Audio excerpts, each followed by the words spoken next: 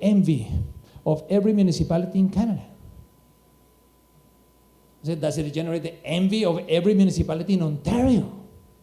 Or at least of every municipality in the GTA. So that's one of the things. It's not that everything has to be, but when you do all of this in the public space, and all, so, no, we really gotta appreciate, because at the end of the day, also that is also where we live. That's also where we enjoy. That's also what makes cities different. So it's something that is really, really important. I think it's a great opportunity for Burlington.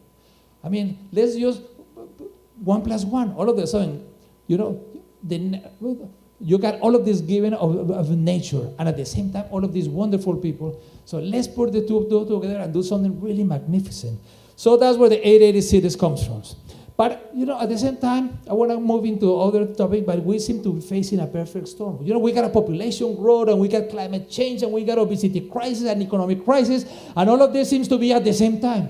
So we feel overwhelmed at times. You know, the reality is that Canada, for example, is going to grow by 6.5 million in the next 25 years. That's the same as the population of the 5 largest cities. So it's like if we were doing the 5 largest cities in 25 years. You know, the places to grow, I think the provincial government has done a wonderful plan in places to grow. I think it's very forward-thinking, and actually all over North America, and actually all over the world, people are praising the plan to try to put some limits and create incentives for public transit and for a little bit higher densities and so on.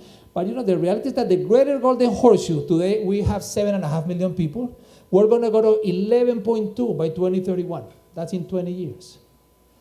We're going to grow. So not only do we have to improve the cities that we have today, but we got to create great communities for 3.7 million additional people. That is a challenge, but that's also a wonderful opportunity. You know, if we had a magic wand and we could redo half of any city, half of Burlington or half of Toronto, half of any city, even the best half, we would do it even better. Well, that's the opportunity that we have over the next 20 years. How to do it really fantastic. But for that, we got to think, how do we want to live? You know, then we got to go back to our friend Edgar. So the rest of the presentation, we're going to focus in 3 areas. One is public parks, another one is walking and cycling, the other one is streets and city. So let's start with parks. You know, because great parks do create great cities. You haven't seen any great city. When you take a look at the ranking of great cities around the world, all of them, when you take a look at the cities with the best parks and the great cities in general, there is a very clear correlation. You know, and I'm going to talk about 3 concepts that are similar but different. Are city parks important? You know, what makes a park great and what makes a city system, a park system great? You know, so where the parks are important, I think some reasons are quantifiable and others are emotional. You know, from the emotional point of view, they provide happiness. I know that happiness is difficult to define. It's even harder to measure. But nevertheless, that's our goal in life. Most things in life that we really appreciate, friendship, love, are similar. Difficult to define, almost impossible to measure. But that doesn't mean that we shouldn't strive to move that way. They strengthen communities. For example, the small parks. When you go to a neighborhood park, that's where you meet the parents of your kids' friends. So it builds communities, strengthens communities, and that also improves the safety of the cities. And also, they're a wonderful equalizer. Because when you go to the parks, everybody's equal. The rich and the poor, regardless of the social or the ethnic or any background. So it's wonderful. But there's also quantifiable reasons. For example, the parks, the good parks, they increase the property value. So it is good for the citizens of Burlington, because then your houses, your investment is a really good investment. It's also good for the city, because then through property taxes, you get more property taxes, so you can do better things for the city. It's also good for tourism, our economic activity. People go to the cities where there are open spaces and things to do. You know, it improves health. Health is absolutely critical. You know, there is no public health system in the world that is going to survive if it's only curative. It has to be preventive. And parks improve health. And there are many, many studies, and I want to talk about that in a minute. It improves the environment as well, the trees and so on. So, based that the parks are important, what makes a park great? There are some characteristics. One, you got to have sufficient resources. Parks do need resources. And resources is not through naming the park the Kentucky Fried Chicken Park or the Big Mac Park. You know, you got to have resources, human, financial, and physical. You can have a lot of volunteers, but the volunteers have to be managed. Volunteers are one. For example, the baby boomers that are retiring are wonderful assets. But they need the tools, they need the management, they need the motivation in order for people to get moving into that, you know. They need to be safe. And when I'm talking about safety, it's not necessarily putting up a sign. Beware. This is London. Thieves operate in this area. You know, when you go to a place and you find this, you stop going to that place. And what happens? The place really becomes dangerous. Public places, the safety in the public places when it's very well used. When they become really dangerous is when they are not used. So the best safety is not more police, but is more use of the public places. So when the places are empty, you need a lot of police. When you got a lot of people in the public parks, then you don't need a lot of police. So that is very, very clear. You also need safety from physical and crime and so on. Also, another characteristic, you got to have a good fit with the city. So that not every park has soccer fields, or every park is passive, or every park is contemplative, but you got to have a nice mix of all of them so that it has a good fit with the park system. Management. Management is critical. Like when I say management, it's not just maintenance. You know, it's how to get the community involved. Picking up the garbage and cutting the grass, that's only 20% of the management. 80% is how to get the community, the seniors group, the ethnic, the religious, and all of these uses and activities. You go to a park and you can have a picnic table or bike or play soccer, or you go to places, I took this in Chicago, or in one place, you got people doing 10 activities or more. People are running, are walking, are cycling, are playing chess, are reading, are having lunch, taking a nap, and so on, you know. So these are some of the characteristics that make a park. But okay, now that we know what makes a park, what is a park system? And a park system, there's one, you gotta have a shared vision. What is the shared vision of the parks and open places of Burlington? I mean, you got the wonderful escarpment, you got the great waterfront, but in all of this, and also sometimes people say, but do we need here small neighborhood parks? Or do we need big parks? Or do we need linear parks? Unfortunately, we need all of them because they satisfy different needs. The small neighborhood park, that's where you build community. And as I said, that's where you meet the parents of your kids' friends. But you go there, but you cannot play soccer because you only have a playground. They have to be within walking distance. Every kid in Canada should have a park within walking distance. But then you need also the medium size so that you can play soccer or baseball or whatever. But you cannot go canoeing there, so maybe you need the big ones. So, and also you need the linear ones. So that's when you gotta really think big and be bold and ambitious and develop a shared vision, because this system do not just happen. You gotta have sufficient parkland. But sufficient parkland is not only quantity of the parkland, but it's also where it is. For example, there's some places like Los Angeles that has a lot of parkland, but all of it is in one side of the city. So 2 out of 3 kids do not have a park within walking distance. So it's terrible. So we really got to have a good distribution so that everybody in the community can have. So we got to have good quantity and good quality of land. We got to have good active, passive, and contemplative so that not everything is active. We also got to have good connectivity, physical connectivity, rational, emotional. You know? We got to have access. And you know these parks, all of it. For example, one of the parks that you got to think of is Bronte. Bronte is a magnificent park. But in many cases, I'm not saying the current administration, but in the past, both the administrations of Burlington and Oakville have just that's provincial park. No, it doesn't matter. The citizens don't know what is municipal, what is provincial, what is federal. But you got a park that is as big as Central Park in the border of Burlington. So how to use it, how to get involved, and how to really appropriate that park in the good sense of the word. You know, when you don't have sufficient parkland, here in Taipei, 92, they had to move over 2,000 homes to do this. You know, in Bogota, this is how it was part of the city in 98, and this was in 2000. You know, because in the downtown, we had not left the proper spaces for the parks. So these are some of the things that we got to think. You know, and funding. Funding, there are many ways to fund parks, but the number one reason has to be taxes, because they benefit everybody, the users and the non-users alike. Because the non-users also, the property appraises, gains value. People want to live, people want to go, people want to visit wherever there are parks. So it's good for everybody. Also, there is fewer health costs and so on. Also, you can have user fees and concessions and private and sponsors, but that's the added. But the key is going to be through taxes. The benefits have to go beyond the parks. The parks also work for the redevelopment. I've seen some of the plans that you got on the waterfront are great because not only you improve the parks on the waterfront, but you also redevelop. This is something that we did in Bogota, that when we moved all of these houses somewhere else and we built some parks and created some businesses and things. You got to have master plans to see where is it that you are going. This was in Sydney and some of the Queen's Park, and it was great the way they were planning and managing and thinking long term.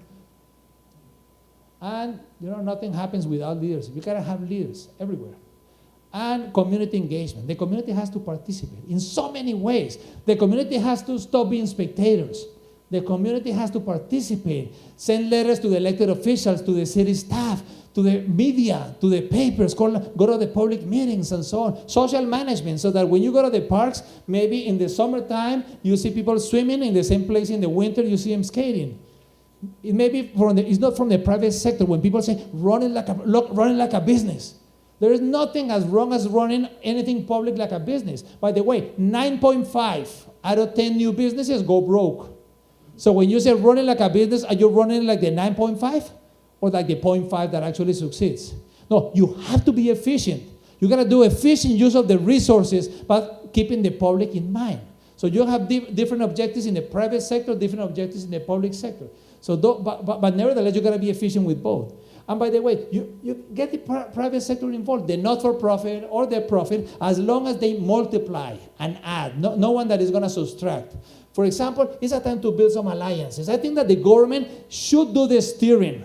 I think that in the general, the people making the decisions has to be the government. That is the one that is focusing on the benefit of everybody in the community. But I think that the private sector can help it do a lot of the rowing. In other words, when you have a park and the concessions and whatever run by the public sector is not very efficient. You get a bicycle rental and the bikes break down and nobody's going to fix them. Instead, so you can get a lot of help. But the government has to do the steering and the private sector the rowing. Millennium Park in Chicago is a wonderful example where they used to have all of these rail tracks and then they did this magnificent Millennium Park combining a lot of private sector money. And then Central Park, one of the nicest parks in the world, created 157 years ago, 380 hectares. And you go there, and there are hundreds of activities. And it's run by the Central Park Conservancy. It's a not-for-profit, gets a lot of money from the neighbors. But more than the money that it raises, the important thing is the quality of the management. And not only the big things, even the little ones of the guys carving the pumpkins, but also the safety and the cleanliness and all of these things is really magnificent. It's a really good example on how to join this. Piedmont Park in Atlanta, same thing. It's managed by a not-for-profit. So we shouldn't be scared of this as long as it's very clear who is doing the steering and who's doing the rowing. So, one last message. I think that successful parks, the success part of it is the design and the construction. But just as much is the management. Management is absolutely critical.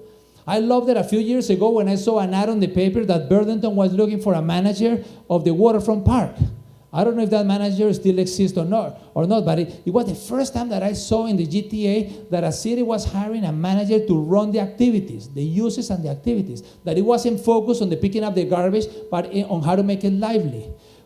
This park used to be called Needle Park in New York, Bryant Park. And actually the neighbors wanted the city to sell it and to put up a building. Thank God they didn't sell it because now it's one of the nicest city parks in the world. But basically because there are so many things and so many uses and so many activities, and again through a public and private partnerships. And then you gotta have activities for the children and for the adults and for the carousels and all of this. You go there on the weekdays and people are watching each other, and then you go to the same place on Sunday and the Italians are playing bocce and activities. You got yoga and you got all these kinds of things. Look, Tuesdays and Wednesdays and Thursdays. Every day is a different activity, it's a different thing. Everything is free. People go in. It's a wonderful investment. They also get money because they got a wonderful restaurants and they have concessions and they sell ice creams and coffees and they got here 10 free concerts. And actually, Emily just came back because she was last week doing some work in New York, and she said, one of the best experiences of the week was to have been in Bryant Park. And actually, one of the things that she told me that now they got these small signs that says, what does it say about the air? Smell the flowers, not the cigarettes, not the smoke. Smell the flowers, not the smoke. Because in New York, they just passed a law that people cannot smoke in public parks about a month ago. So it's fantastic. Before, you couldn't smoke in the offices, but now you can smoke in the parks. So it's something that is interesting. And now they already have, they're so efficient. In less than, they got the science and reading rooms and ping pong and all these kind of things. This is what makes the place, These movable chairs are great because then people can move it around and they could. This guy's pretty upset, I think. He's saying, each one goes and does their thing. She's having lunch and whatever. This guy doesn't even know that the concert is finished. It's time to go home. But this is the icing on the cake. You go to the washroom, public washroom. You are going to go to the public washroom, and they got these magnificent fresh-cut flowers at the entrance. And I was asking the president of Bryant Park, I said, why do you have these fresh-cut flowers that you bring them in every other day? And he said, because people behave differently. When you are going into a washroom, and you got these magnificent fresh-cut flowers at the entrance, and then you go in and everything is these marble, beautiful stones, people behave differently than if you go to a place that is full of graffiti and is dirty and whatever. When it's dirty, it gets even dirtier. So I thought that was a nice thing. But let's move into walking and cycling. But since I want to let you rest from my voice, so I'm going to show a short video on walking in Copenhagen. Why Copenhagen? Because Copenhagen is very similar to Burlington in many ways. Similar income levels, similar weather, winter, snow, summers, similar level of education and so on. So let's take a look at a few minutes of this video.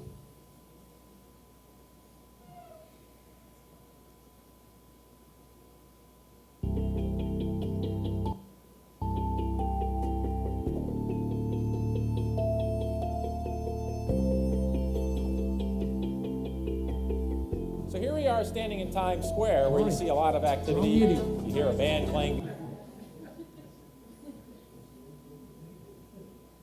Copenhagen now.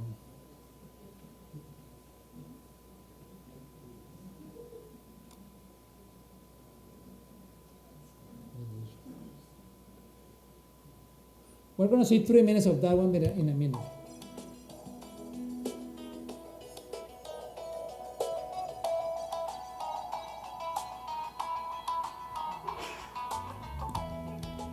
Think what would be applicable to Burlington while you watch the video.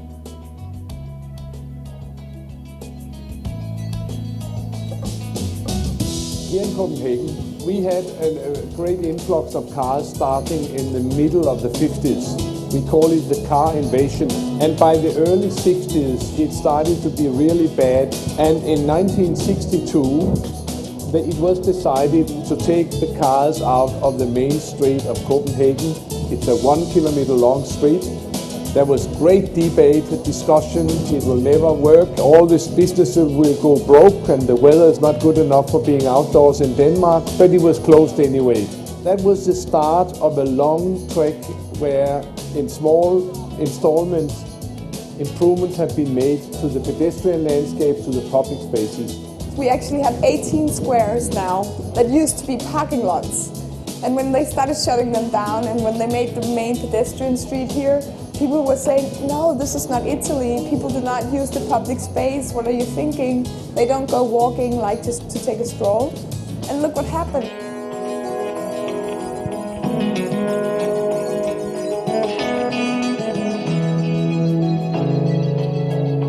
I think one of the wonderful things of pedestrian places is that they always surprise you. You don't know what's going to happen. Can we even imagine for a second what these pedestrian streets would be like if there were cars on it? For example, these kids here with the hat, that's the symbol of graduation. They just finished their high school. They are graduating today. They're going crazy. They're going into the fountains.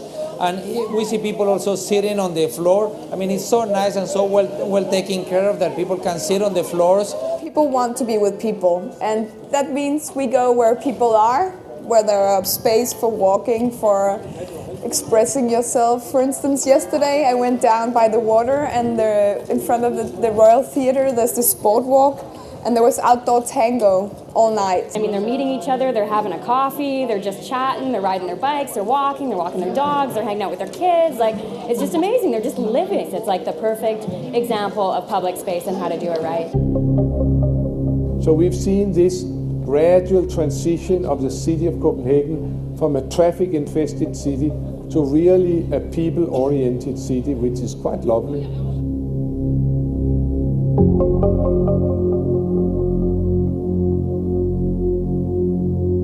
philosophy is that if you can keep speed down, say 30k or 40k, you will not have so many accidents, and if you have accidents, they will not be very severe.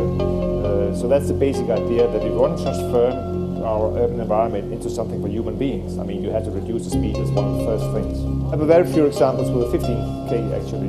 We have a number of streets which we call pedestrian priority streets, where pedestrians have the right of way, but you can have bicycles, you can have cars. One of the reasons why it's such a wonderful walkable place, Copenhagen, is because they have lowered the speed in all of the neighborhoods. I think that in North America, we need to create fantastic pedestrian facilities and cycling facilities along the arterials. But in the neighborhoods, we have to lower the speed below 20 miles an hour. And not only just by putting up signs, but putting up physical barriers. One of the best ways of keeping speed down is actually to use our humps. Because by the humps, you are very, very sure that the speed stays down. Because if you don't have this, you will have guys, usually guys, going much too fast in a low speed area because they can.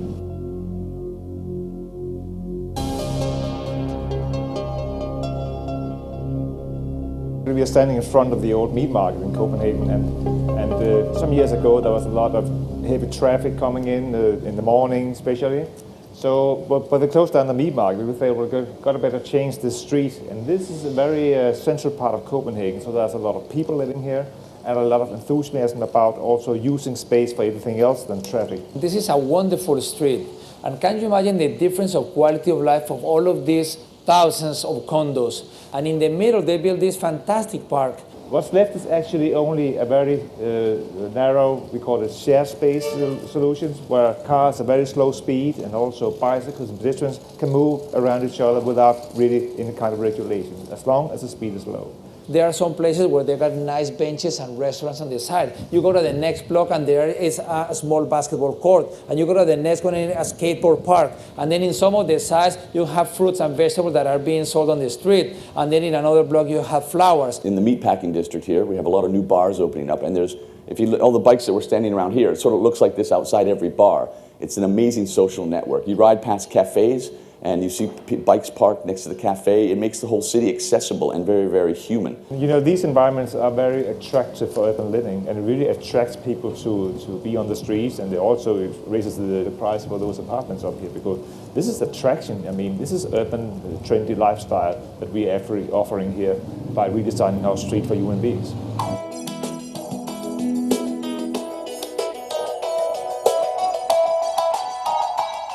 We have 7,500 outdoor cafe seats, which are out for 10 months a year, as all over Europe in a capitalistic society.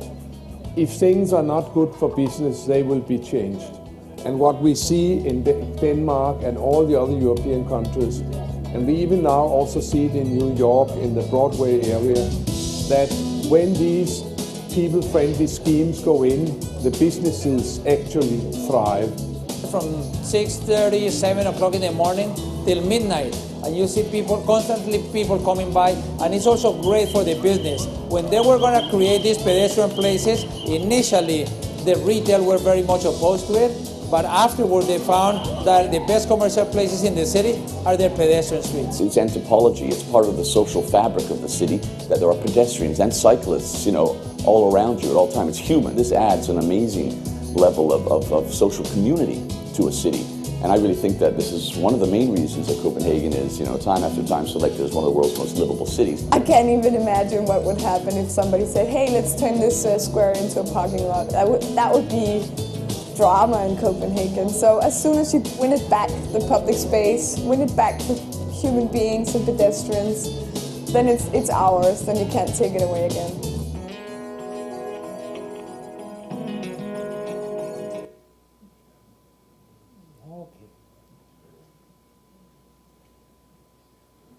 Okay, at the end we're gonna be able to have comments or questions, but 2 or 3 comments, short comments. Anything that you saw that you feel that you would like to see in Burlington?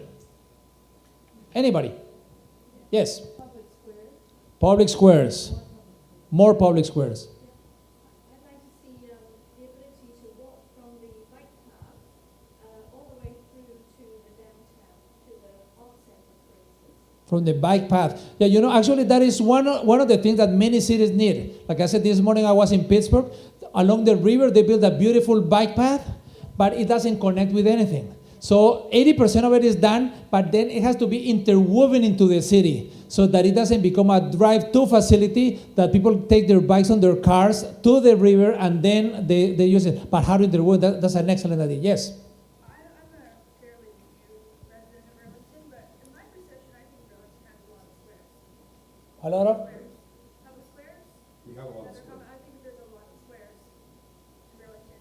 Yeah, no, I also, you know, we have a past and we have a present. And I think that one of the lucky things is that not only you have a lot of squares, but you have a lot of trails as well. But the thing is, okay, how can we build from the present to make it even better? Copenhagen today, 4 out of 10 people use their bike as the mode of transportation. And when you go to Copenhagen, all over the place now they got these posters. They want to go to 5 out of 10 by 2015. So even though they are in the larger cities, they're the one with the highest percentage of people, they still want to improve. So even if you got squares, you might be able to improve. Anybody else? Last 2 comments, and then we continue. Yes? People on the streets. Lots of people on the streets. People on the streets. That's one of the things. It's amazing how sometimes we work for 51 weeks of the year, and then in order to go 1 week on a holiday, where do we go? Where there's people. And then, by the way, I've never seen anybody coming back from Paris talking about how wonderful their highways are. People go to Paris and then they walk and then they have a cappuccino and then they walk more and then they have a glass of wine. Last comment? Yes. Efficient public transportation. Efficient public transportation. That's really, really critical. And then that is something that every city is striving. And, you know, by the way, walking and cycling is also next to efficient. You know, we're investing billions of dollars in public transit across Canada. But public transit, nowhere in the world is going to pick you up in front of your house and drop you off in your place of destination. So if the cities are not walkable or bikeable, if you cannot have access to public transit, it's not very good. For example, now Go Transit is building parking all over the GTA. Each parking lot is the cost to Go Transit is $30,000 each parking. So each person that goes cycling, or each person that goes walking, or each person that goes on the local transit is $30,000 less investment for Go Transit. So that would be a really good investment. Okay, but let me continue with walking and cycling, because, you know, the pedestrian and cycling facilities are a symbol, you know, of how we treat our people. It's almost like a human right. It's the right to mobility. You know, and some people say, oh no, here, Gil, in Burlington, everybody drives. No, not everybody. Even in the wealthiest neighborhood, even in the furthest away neighborhood, at least 30 or 40% of the people do not drive. You know, everyone under 17, they don't drive. About 30% of the over 60, they don't drive. So, and if the neighborhood is not as far away or is not as well